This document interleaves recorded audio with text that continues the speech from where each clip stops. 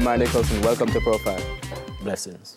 So when I listen to your story, I am reminded of how much we take for granted, you know? The ability to be able to eat and keep that food down, the ability to be able to, just go about your daily business without people paying attention to you or singling you out for a particular kind of reason, or even feeling like you want or should be able to look in a mirror. And all of this you haven't necessarily been able to do because of the impact of Crohn's disease on your life. And I want to talk about that throughout the course of the interview, but I want to talk first about the present. Now, you're head of policy and research at the Bank of Jamaica.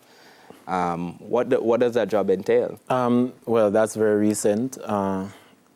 In fact, this month I was elevated to that position. It's essentially supervising banks, and in my department, we write the policy that would inform supervision of banks. So everything from credit and liquidity standards to AML-CFT to resolutions of banks, like we would have seen in the financial crisis, for example. So it's a very wide scope of topics that we'd address, and is this where you envisioned yourself? No, I did not envision myself in bank supervision. I envisioned myself as an economist with a PhD, probably at this age, maybe teaching at UE. Yeah, I would not, but this has taught me to just let life lead you where it should, you know. So I'm not into planning and setting my hopes out on any particular thing. So I just do my best each day, and wherever life takes me, that's where I'm supposed to be. Living in the present? Yes, I have to. And part of the reason for that is the impact that I was saying a moment ago of Crohn's disease on your life. And people do not, first of all, understand what the disease is. Can you explain that briefly? So it's an inflammatory bowel disease. So it's one of two. You have Crohn's disease and you have ulcerative colitis. So Crohn's, it would affect anywhere from your mouth in terms of inflammation to your anus. So it can cause excruciating joint pain, frequent trips to the bathroom. In my case, was particularly severe. I lost weight quite rapidly, going to the bathroom upwards of 10, 15 times a day, and it was quite relentless. And this started in high school? It started in high school as I started sixth form at St. Jacob High School. Did you initially understand what was happening? No, I believed it to be just a regular, bout of running belly, as we'd say. And it turned out not to be. It just kept happening, and we have, home remedies and stuff that we'd normally try. Parching flour, try your guava leaf tea and all of that stuff. Never worked. So then we started to worry. And you weren't the only one believing initially that it was just a bout of running belly, because in fact when you went to the hospital after a while to say, this has been happening to me for a while, the advice you're getting from the doctor is, go see somebody else. This is just, running belly. Yes, I am from Spanish Down, so we went to the nearest hospital. I remember it quite vividly in the night, and we waited for hours sipping on rehydration salts. I remember my mother telling me at 10:30 that the doctor told me, that's gastro. You go to your private doctor and let him deal with that, give you whatever it might be. And we just went home to do exactly that. How did this impact your life at school? I did not have school. So sixth form was, it's usually 2 years, and it ended up being 3 for me. And it was really just full of a lot of strife, and more so learning about myself and how to essentially function as an adult. Because the minute when I heard that diagnosis, I was no longer a child, I was an adult, and I had to figure out my way in this world and try to overcome something that seemed insurmountable. So when you talk about the impact on your life, you couldn't have any of the things that one might take for granted in high school. Yes. So you can have a party.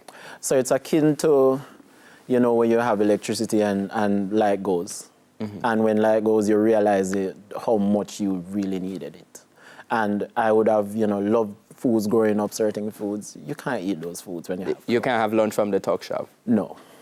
You can't have a random street food? No. You can't if I don't want to suffer. Not because any kind of activity like that would result in excruciating pain. Excruciating. But in truth, for me, it was everything, even healthy food, that was terrible. But what I think changing my diet from early did was allow me to stay afloat instead of fall by the wayside. So it allowed me to just be well enough to go through school.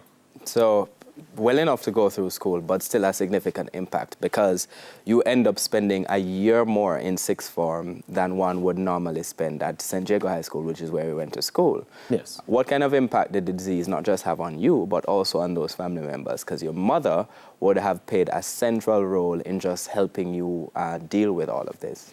Yeah, so she's my closest confidant. From back then, we went everywhere together. We went to the doctor together. We went to the hospital together. We cried together. We prayed together. And that was a central tenet of my whole journey. And at times, it would break her. And I had to be the one standing up. And my father was quite confused, you know. He's wondering what to do. And he's just on the periphery, he's just trying to help as much as he can. I don't think any of us planned for this or budgeted for this, but we had to make the best of a terrible situation. No, you've called this essentially hell. Hell as a teenager. Can you describe the pain for our viewers?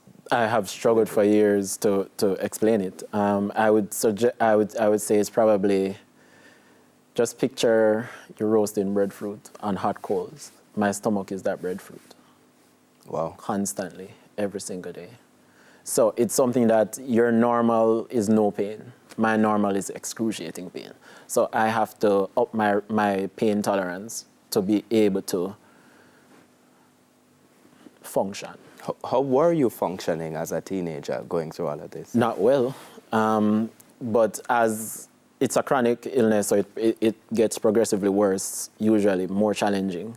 So I had to progressively get stronger. So I had to figure out ways of adapting to any challenges that I would have had. I did not go to school very regularly. I would have missed many classes. I had to work around that, teach myself from home, especially in my third year. It was very, very difficult. I had to bring my lunch to school. I had to make contingencies. I had to have taxis dropping me to and from school. So it was quite the challenge. And, you know, people, you know, sit on the outside and know I'm understanding what that must be, you know, when you are actually the person.